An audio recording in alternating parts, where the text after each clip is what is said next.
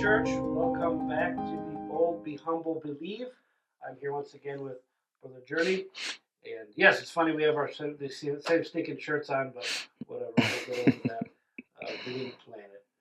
But we were able to hear a little bit about his testimony last time and how much we enjoyed that. That was phenomenal. And there was examples, of course, of what we've been talking about being bold, being humble, and then believing. Yeah.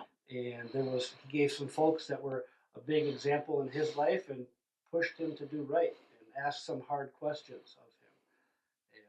And so I'm asking him this question here, and we'll have a few more comments and stuff. But of course, going from California, Florida, and finding a good church down there, finding some good people, and then finding your way to FBC here at our church, and then of course becoming youth pastor.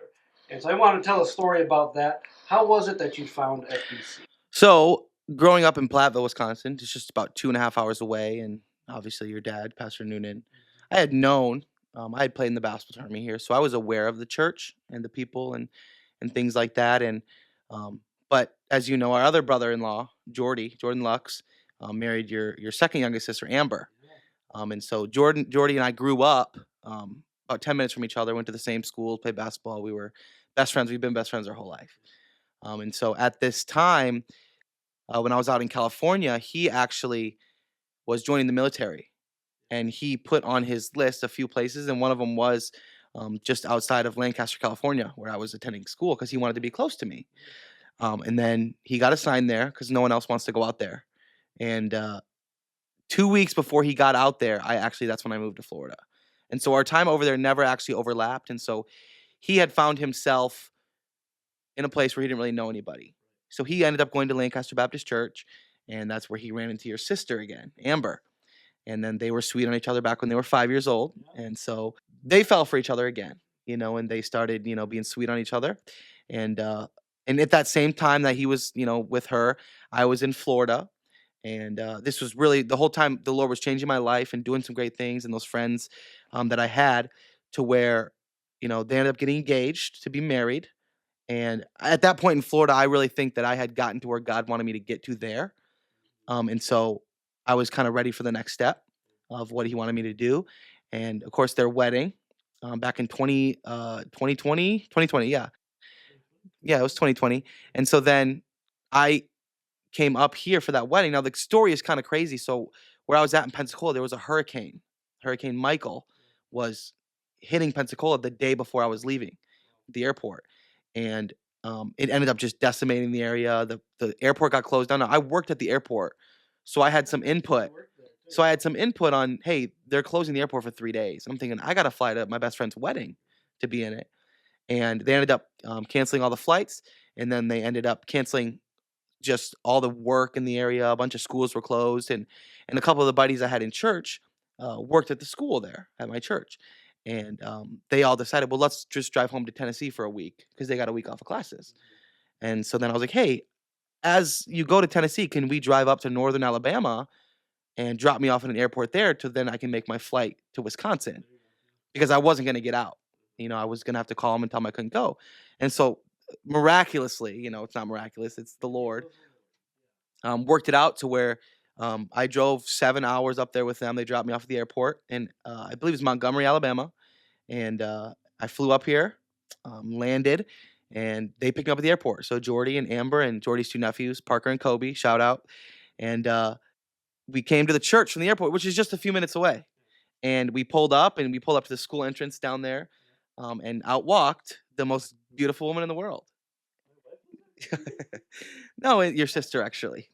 And so she walked out, and I tell the story like this: is I was sitting there in the back of the car, I'm looking at her come out those doors, and I say it like this: the Lord tapped on my shoulder. Now, I'm not crazy, okay? This isn't like some spiritual out of body experience, but he tapped and said, "That's her."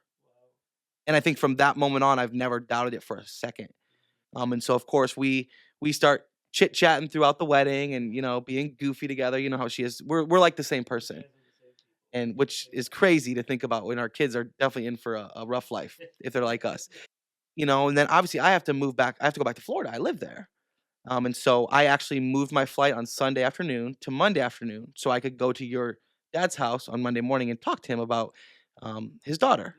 And so, of course, I went over there and he said yes. And we got to see each other for a few minutes. I flew back to Florida. And as I was landing in Pensacola, I'm looking out the window and it doesn't feel like home anymore. I mean, the Lord really took my heart from Florida to Wisconsin in, a matter of days. And so then, of course, I live in Florida for another week or another month, I should say. And then I moved back up to Iowa, where my family's from. And then I spent the next 6 months driving up every single Friday or Saturday up here to visit your sister, and put a lot of miles on my car. That's for sure. But it was for love, so it was okay. So then, of course, I lived in Iowa for 6 months, raising money. Then I ended up moving up here to Wisconsin, getting a job at a warehouse, and started attending Faith Baptist Church. And at that time, I worked in a few ministries, but I wasn't on staff at all. And so I think for about 2 years, a little under 2 years, I was just working lawn care and in a factory, even after we got married, until your dad hired me to do janitorial 3.5 years ago. And so I started really at the bottom of this ministry. Now, I don't think there's a bottom to ministry, but that's just a joke, of course. But I started as just cleaning the toilets and sweeping the floor and mopping the floor after school every day. And then that graduated to becoming gym teacher for K4 through 12th grade. It's the best, yeah, lower than janitor, but it's the best job because I'm the one the kids always get to have fun with. Their teachers get onto them. My getting onto them is, hey, go get that ball. That's fine. I'm not yelling at them. And so I enjoyed that.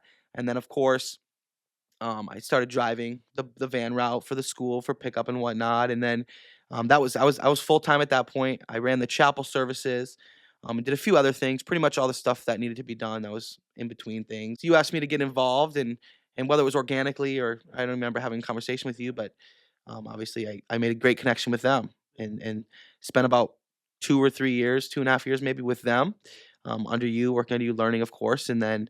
Um, Obviously, pastor brought it to our attention that you may be taking some steps forward, and he wanted to talk to Biz and I about it. And of course, I remember the day he told us at his house in the basement, and he said, when Dean moves along his life and what the Lord calls him to do, I want you two to take over. And I remember we both looked at each other like, no way, not a chance, and but then over a year until the change actually happened, we were able to go to camp and youth conference and really invest in them and have the mindset of a leader. And the Lord really worked on our hearts toward the young people. They weren't so annoying anymore. They didn't get on your nerves as much anymore. And all of a sudden you find yourself cheering for them audibly and emotionally and spiritually. And now you're pouring your heart out into them. And then that's obviously when I believe it was, like you said, 10 months ago, to where we took over. And it's just been a tremendous time in our lives. And, ministry is about helping people and being there for people. But I say to them all the time, they've helped me far more than I've helped them. And growing my heart and learning how to love people through tough times, learning that it's okay to be goofy with them and to be yourself with them. And so obviously I've served in that capacity for 10 months now, and it's been the biggest joy of my life. We have some of the most golden kids in America here. Oh, for That sure. are Oh growing, man, they're the and best. they're taking and Journey and Biz are taking our youth group to the next level. And so I'm happy that you were able to get to know him a little bit more and his testimony and how he came to FBC. And I hope that was an encouragement to you and a blessing. Just remember some of those stories that he told, and those there was always somebody there, somebody Yeah. older, somebody wiser that helped point them in the right direction. And that's our job as a church. Yeah. That's our job as examples of Christians and how we should be acting. We should be being bold. We should be humble, and we should be believing. And that's something that, of course, Journey and Biz are doing for our young people. And he shared today examples of people who did that for him. Yeah. And so, what a blessing it is to hear the testimony. So God bless you all. Thank you so much for tuning in to Be Bold, Be Humble, Believe.